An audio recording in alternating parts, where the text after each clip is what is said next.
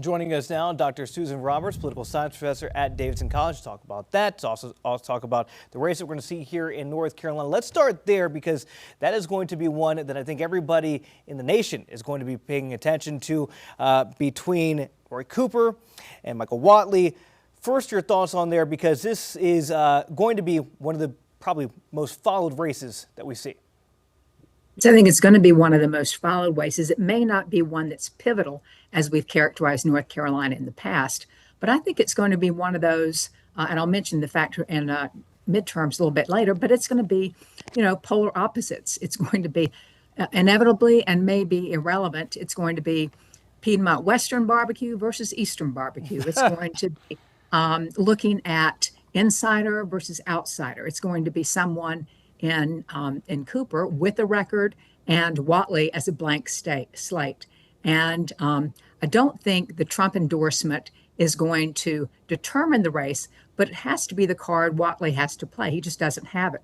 The other, polar opposite is Whatley has never held elected office.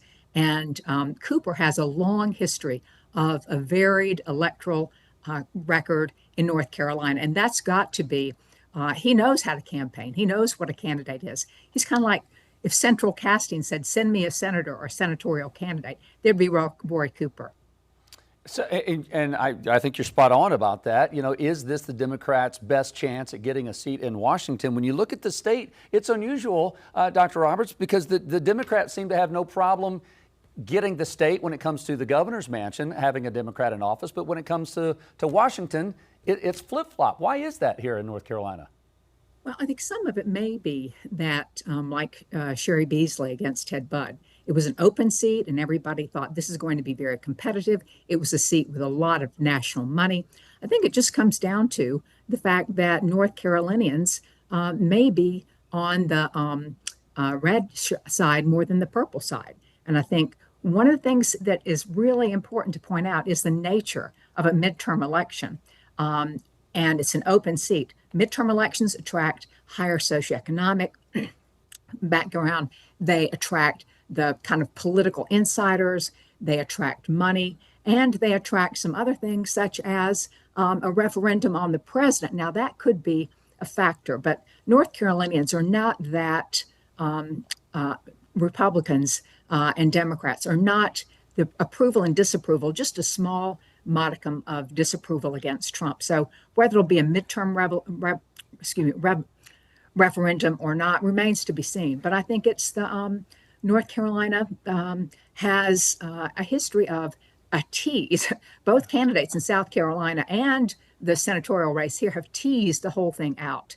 And I really believe that this open seat, you look at an opportunity structure, and whether or not Roy Cooper would, should he be elected, seek a second term, I don't think is relevant right here. But I think it's going to be MAGA versus mainstream conservative.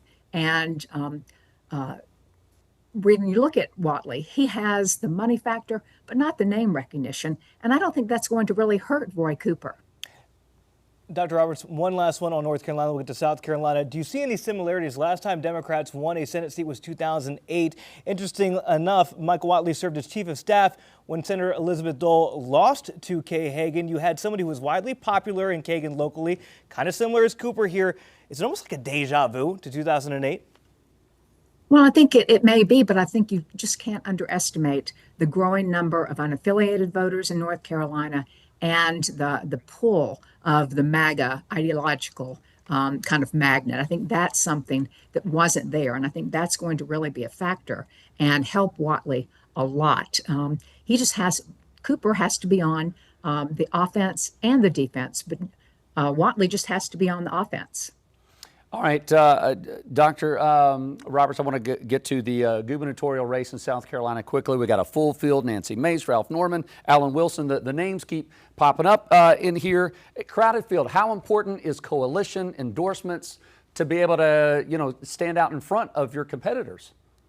Well, I think name recognition is the leading factor here. I think endorsements, if Trump endorses Mace before with all the other candidates, it's over. I mean, that's it. But I think when you look at South Carolina, they have in the past Nikki Haley won despite the fact she, in the first primary, when Trump was running, she endorsed Marco Rubio. The voters forgave her that. Trump brought her into the fold.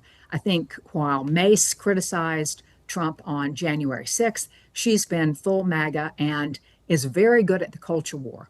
So I think that Mace sees herself as winning the race, winning over Attorney General Wilson. It's curious you have Ralph Norman in there that is not seeking Trump's endorsement. He's a Freedom Caucus, and he's running pure ideology. Going to be an interesting race indeed. Again, Dr. Susan Roberts, we appreciate your insight on this. Not the last time we're going to be talking about a very interesting race. Dr. Roberts, thank you. Queen City News Plus. Just search Queen City News on your smart TV's app store.